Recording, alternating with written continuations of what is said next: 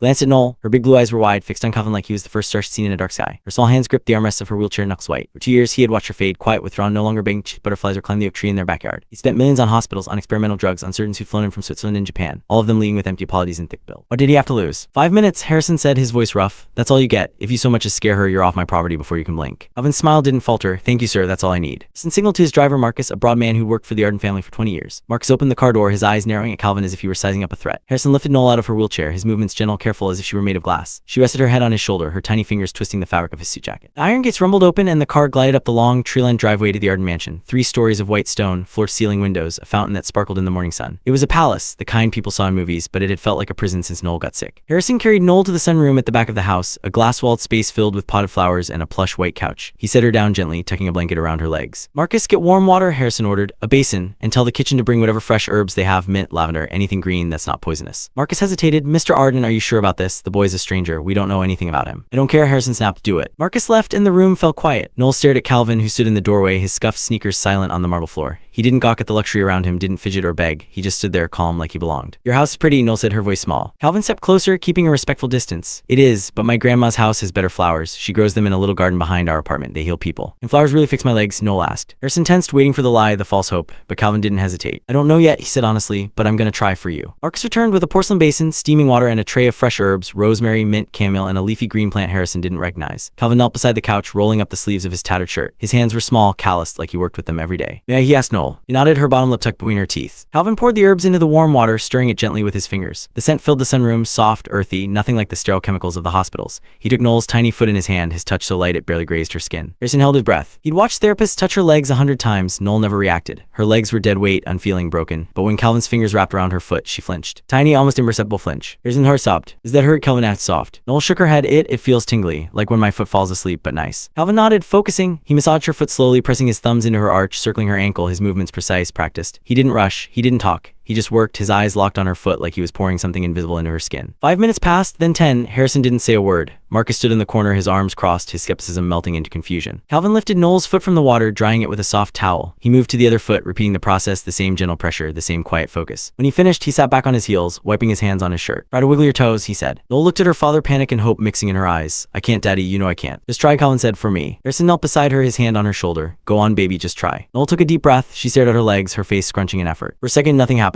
Harrison's chest tightened, another failure, another heartbreak. Then, her big toe moved. A small twitch, barely visible, but it moved. Noel's mouth fell open. Daddy, did you see that? Harrison couldn't speak. He stared at her toe, his vision blurring. He'd spent 2 years begging for this one.